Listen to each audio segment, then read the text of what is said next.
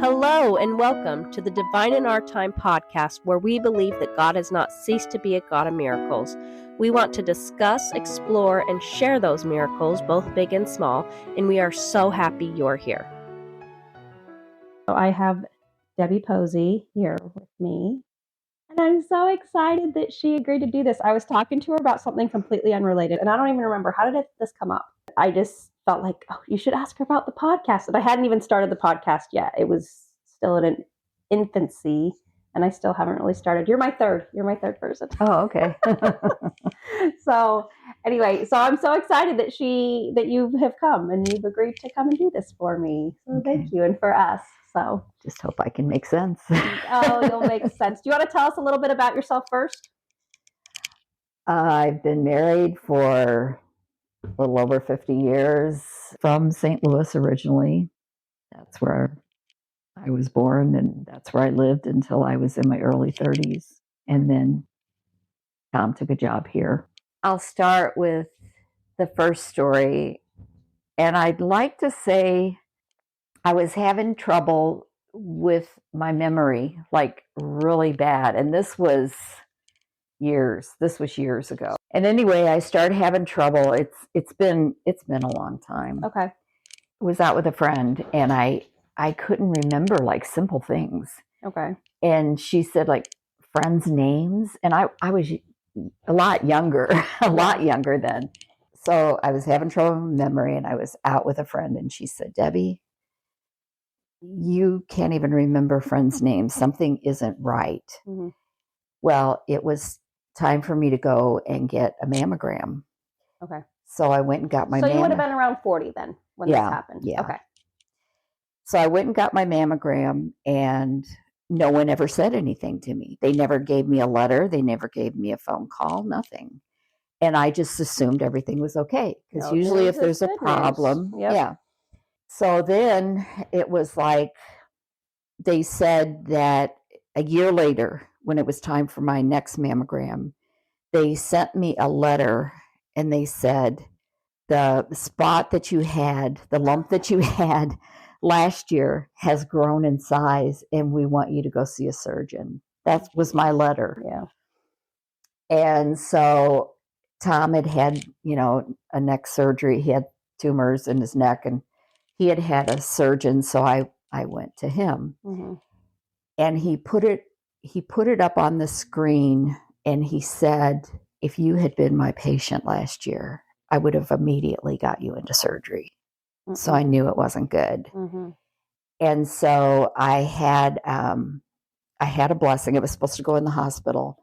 I had a blessing. All day we fasted and prayed. And when he came, he said, it's malignant. Never been told that in a blessing. He said, it's malignant. It has spread to your other organs, but it will be dissipated. I took dissipated to mean chemotherapy. Yep. Chemo's going to take care of it. And so, so I thought, okay, so I went to the hospital, and the doctor, put the IV in my arm, and then they sent me upstairs they put a needle in, or they used to, mm-hmm. where the lump is, and then you go to surgery. So I went up there, and they kept taking, it's like an ultrasound type thing. They mm-hmm. kept doing it. And I said, "What is the deal?" Mm-hmm. And he said, "It's gone. There's nothing there. Couldn't find anything. Nothing." So I said, you make sure. So I left the hospital. I didn't have to have surgery or anything. What did your surgeon say that you were scheduled to take it out with? Okay. When we went back for him, it was time for Tom to get some kind of checkup on his neck. And Tom's tumors were just benign? Yes. Okay.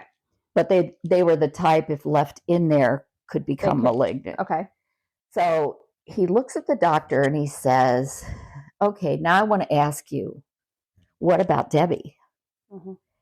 And he said, "They were there, and then they were gone, and that's all I'm going to say about it." Huh. Because he didn't understand.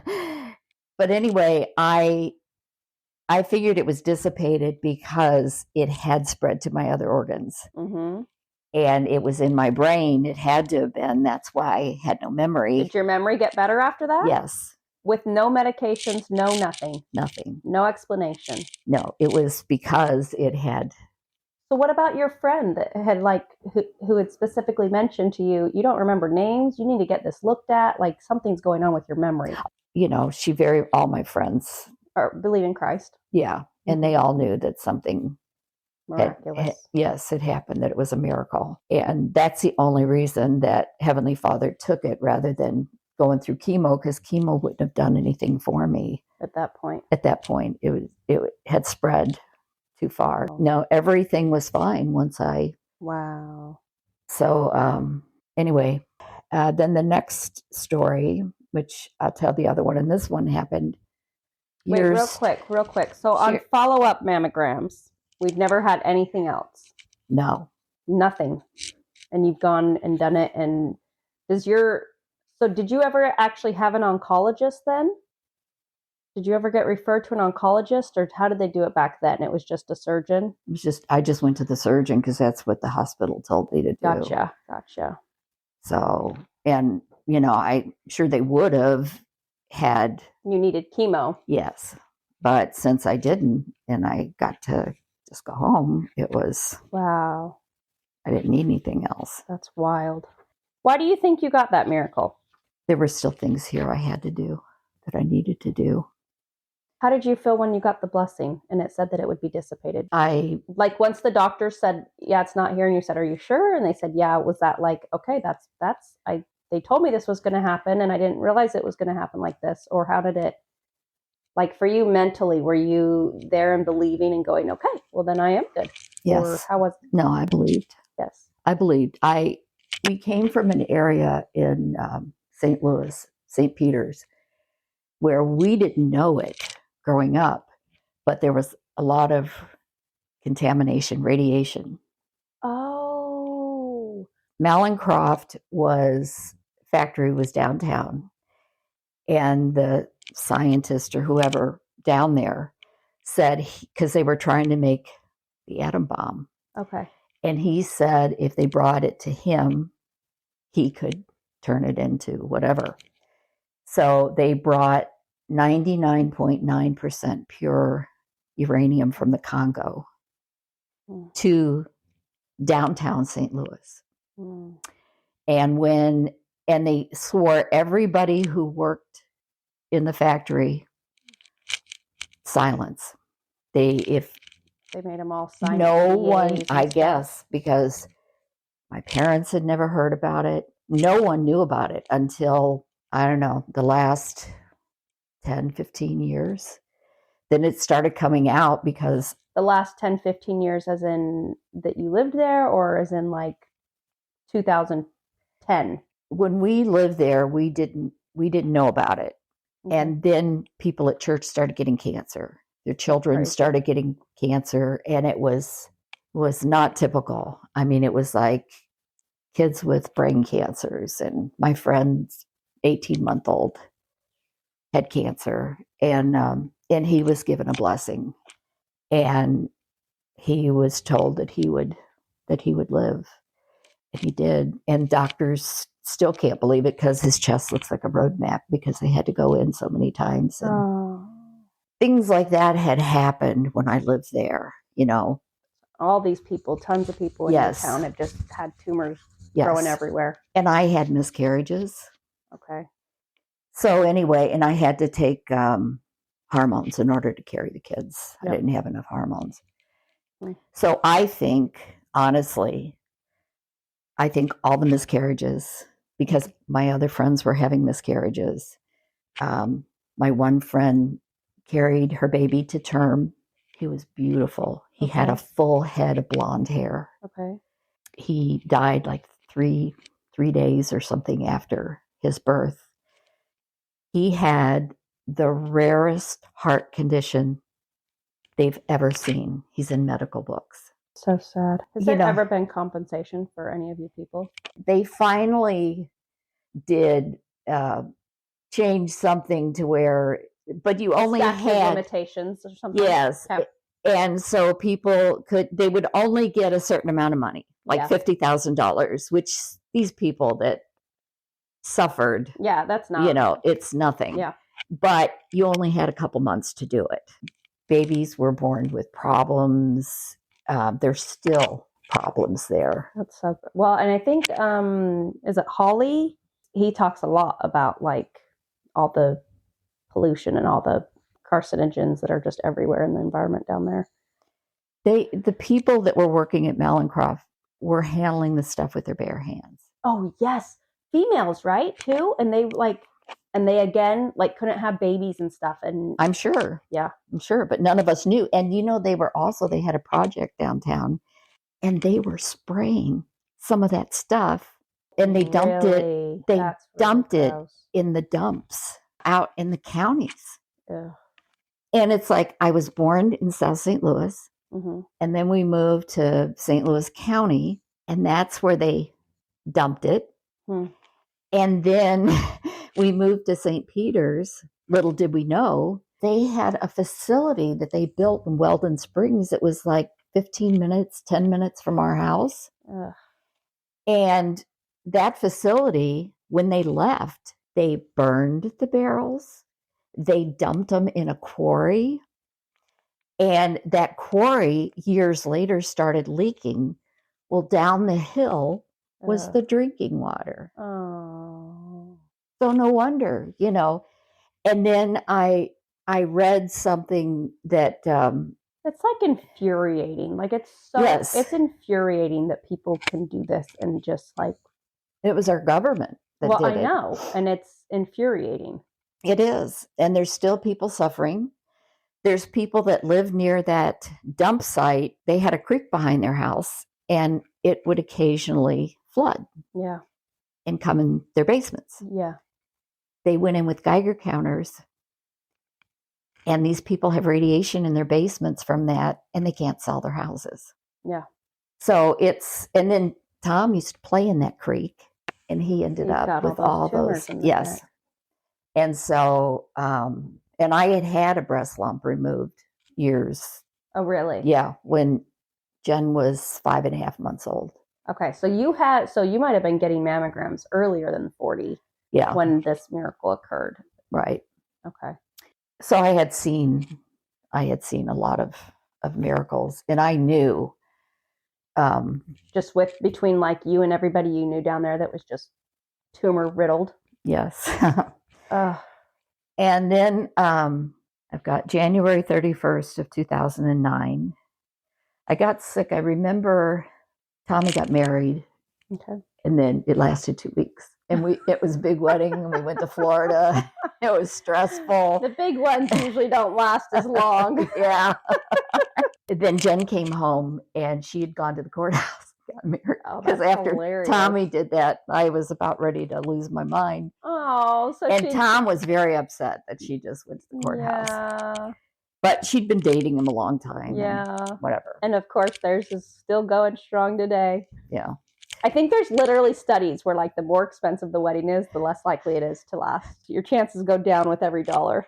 Well, when Tom and I got married, I had a big wedding. Did you? Yeah. Well, then good. You're an outlier. I remember I woke up, and I just started having this excruciating pain.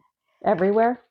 Yeah. And it started, well, first I had giant cell arteritis, and that affects the arteries up here in your temples. Okay.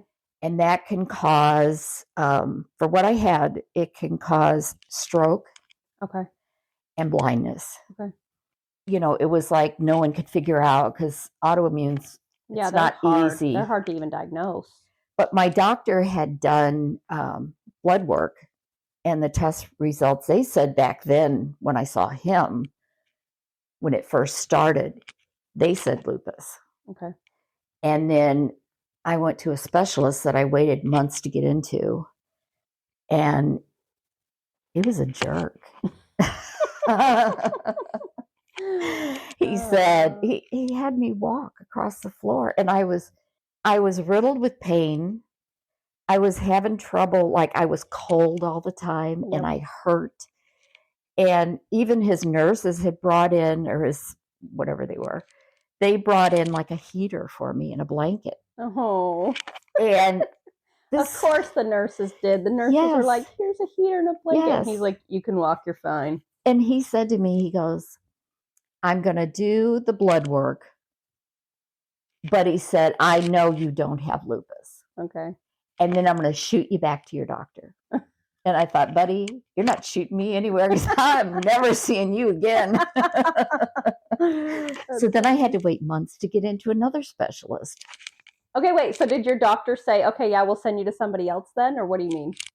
Your He said to go back to my regular doctor. So, but then like you said, you had to wait months to see a different specialist. So was your PCP still like, no, you do. We'll send you to a different specialist? Well, he told me later, he said, I would have never sent you to the one you went to. Oh, okay. But my friend, it was her rheumatologist. Okay. And he specialized in lupus. Okay. So that's why I went to him. Of course. Well, that makes sense. And then it was a disaster. So then I went to the one that my doctor first recommended. Gotcha. And he, my SEDS rate was way up. Okay. My doctor knew that I had an autoimmune. Uh-huh. But he didn't know which one. He knew I needed steroids because that's the only thing that would take care of the pain. But he didn't want to put me on those high steroids until, I saw like I needed to see a rheumatologist. Okay. So I finally got in to see him. And meanwhile, I would get horrific pains in my side of my head. Mm-hmm. Like shooting, stabbing pains or like migraines? No, like shooting, stabbing. Okay. And it was like nothing I'd ever feel like had. You've been could be stroking out all the time. Okay. Yes. And the kids would rush me to the hospital in the middle of the night. And Tom was always at work. They're always at work. Yes. The men are always gone when everything's going to garbage. So we love them. And I remember getting up in the morning and just to get the sheet over me, because I was always cold, I would shake because I had giant cell first, then came polymyalgia rheumatica, which acts like rheumatoid. Okay. It doesn't leave you crippled, but does it get you all swollen and stuff too on your joints, or just super painful? It's just super painful. Okay, so you can't see it. No, you can't see it. Okay. So anyway, then finally, and who actually first diagnosed the giant cell was Brother Blair. Oh, really? Yes. Because at your eye appointment or something? No, he saw me at church. Okay. And I don't know why, but it was almost as if most people didn't notice me. Very few noticed me. And my eyes were bright red. Bright red. And you know why they don't notice you? Because you get there on time and sit down. That's why they don't notice you. Well, you know who did? Late like me all the time. You know who did notice me? The person that needed to, Brother Blair. Who else? In my Sunday school class. Oh. I think they're the ones that will forever be changed because they were with me. Okay. They were little. The second yes. hand. And they saw me. Oh. And they noticed. Your primary kids. Yes. Yes. And I asked the parents, I said, do I scare them? Because I looked scary. Because your eyes were so red. They were so red. And they said, no, they fast and pray for you. Aww. And they were little kids. Your niece, Savannah. Ammon Harding. Yes. Ammon was in there. It would have been Savannah, Ammon, and then maybe one of the Bowman girls. But then I got to the point where they started doing the steroids and my immune system was shot. And I thought, can't be around all these kids. Yeah, I'm thinking, this probably isn't a good idea. Actually, Blair got me in to see somebody and he started me on the steroids. So did he just see your red eyes at church and was like, this is what it has to be? Or did he have you come in and look at you more? No, he knew that's what it was. So they started on the steroids. And then when I got to the rheumatologist, he started the heavy duty steroids. Okay. So much so that I felt like I could jump out windows. I was ready to kill somebody. Your personality matched your red eyes for a while there. Just kidding. Yes. No, it did. It did. It was bad. I was hard to live with. Oh. I had been given a blessing, and I was told that I would be made whole. Okay. And I kept getting sicker. I mean, I was really sick, and I was sick for several years. And I went from one autoimmune to the next. And then I got mono. Who at my age gets mono? When I kept getting sicker and kept getting more, and I was in and out of the hospital all the time. Okay. The last time that I was in the hospital, I still believed in my blessing. That you had gotten years prior. Had you gotten any other blessings in between then that like further confirmed that, or was it just that one blessing that said you'd be made whole? I got blessings all the time. So was that a consistent promise? Do you remember, or was it like a one-time? It was things like they would say a doctor would be put in your path, you know. And so anyway, that's kind of how it was. But it wasn't good. It was very painful, and I ended up the last time I was in the hospital. Tom took me. I was running 104 fever, and since I'd been in and out so much, the doctor said, "I'm going to get some specialists. They're going to test you independently and then come together for an assessment." Conference, a collaboration. Right. When Tom left the hospital, the night that he, checked me in, he said, which I didn't know this, he said he prayed that angels would attend to me. And the next morning, it was real early, but you're up because nurses make so much noise in the halls. Nurses are the worst. No, I like nurses. I always tell my patients, I'm like, this is our job security. We don't let you sleep. So anyway, there was a knock real early in the morning, and I said, "Come in." I had no idea, and I didn't know the lady. It was a black lady, and at the end of the story, you'll know the importance of that. She came in, and she said, I was downstairs in the chapel, and I was told to come to this room, and that she was needed or whatever she said. And at first I thought, okay, you were praying, you got divine inspiration to come up here. And so she looked right at me and she said, "You have been told you would be made whole. And now you have to believe it." And I was like, how did she know I was told I'd be made whole? And then I don't remember, everything she said. I know the important parts. And then she said, "Can I leave you with a word of prayer?" And I said, yes. And she took my hands, and her hands were warm, and she made me feel good. And she said this prayer, and in the prayer she said, "Don't worry about your kids. They're going to be okay." And I thought, you don't know I have kids. How do you know I have kids? Well, Tommy was in a really bad marriage situation, and I was worried about him. Don't worry about it. But after she left, I just was kind of stunned. And I called Tom on the phone, and I told him, and he said, when I left the hospital, he said, "I prayed when I left that angels would attend to you." And then the idea, I thought that's the only explanation, because. So what did you think when she first came in and she said, "You've been told," like, what were you just like, who are you? Like, yeah, the thought of an angel hadn't even crossed your mind at that point. No. So what was crossing your mind? I didn't know. I was just. Was some of this kind of like hindsight that you were like, oh, she said that and that was my blessing? Or when she said, when she said, and I knew exactly the blessing and the time. Yeah, I didn't, I just was thinking still in the terms of, she was sent by Heavenly Father.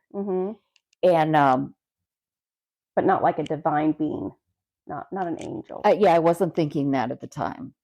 And then I called Tom and he told me about, and then a nurse came in and I said, is there anybody who works in the chapel downstairs that, and I described her. She said, did she wear a name tag? And I said, no. She said, I've been here for like 20 years or something. And she said, no one by that description has ever, worked down there. And she said, they're not allowed to come up on the floors unless they have special permission and they have to wear a name tag. Okay. And she said, and I said she wasn't wearing a name tag. And then I had the priest, minister, and I told him the story, and he said, there's nobody down there like that. And after I told the story, he said, I have chills from the top of my head to my feet. And so then I realized, I knew who had come to visit me. And so, and another thing she also told me, which good thing I read it. She said, no matter what the doctors tell you, you will be made whole, no matter what they say. Well, they hadn't given me the lupus diagnosis yet. Okay. And they hadn't given me the fibromyalgia. That was the last two. Okay.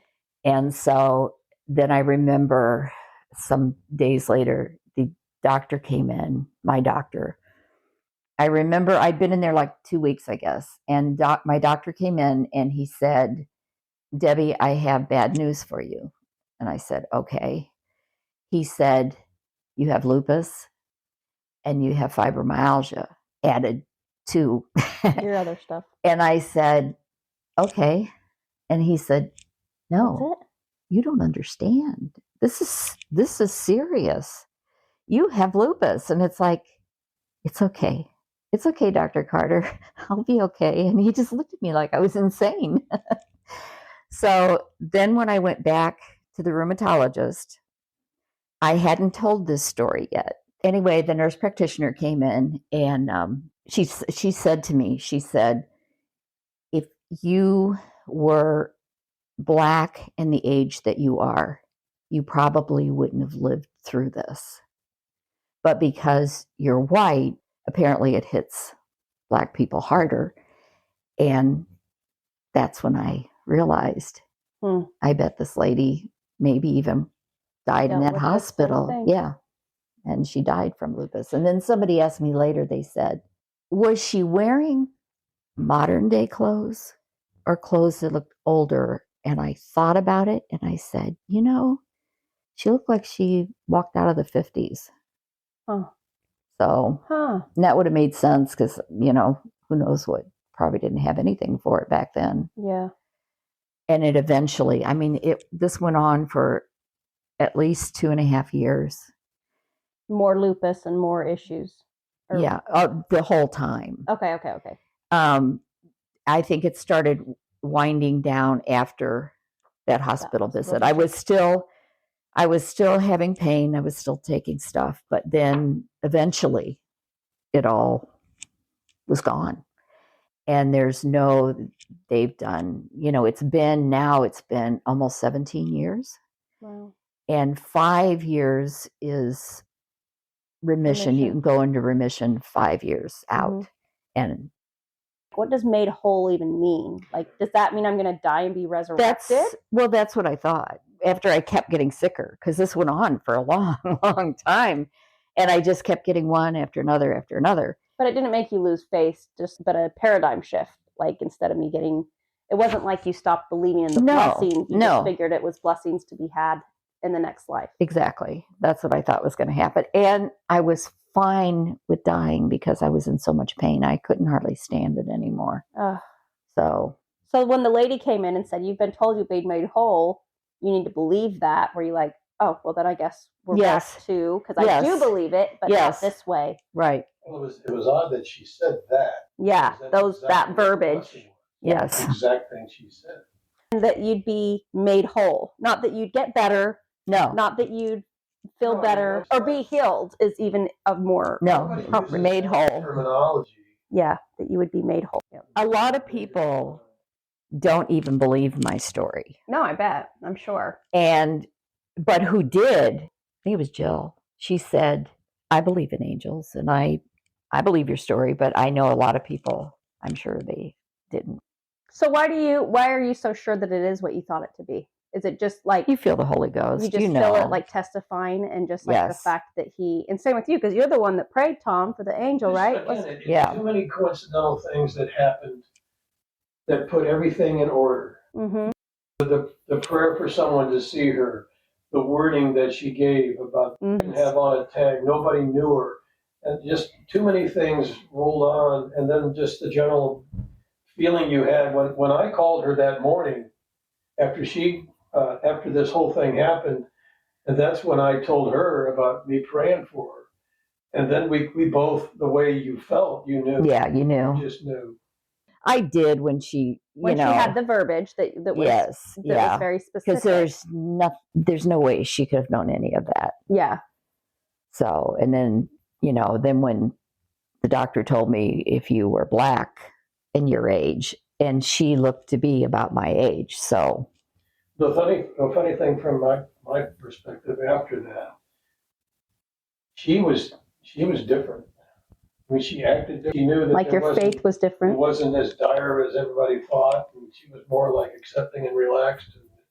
well, from reading this though, I still went on for quite a while with But even if you were still sick, there is a difference with knowing that this is going to end. Yeah, in this life, and I get to still live. It's Right. Being made whole does not mean my resurrected body someday. It's very personal. Mm-hmm. The way that we are contacted and relationship, how Christ works with each one of us. Well, Debbie, thank you so much. Thank you for sharing. Thank you for letting me come into your home, and You're appreciate welcome. you. Thank you so much for tuning in, and remember, God has not ceased to be a God of miracles. And if you have a miracle you'd like to share, we'd love to hear about it. Please reach out to us via our email at thedivineinourtime@gmail.com. Thanks. Have a great day.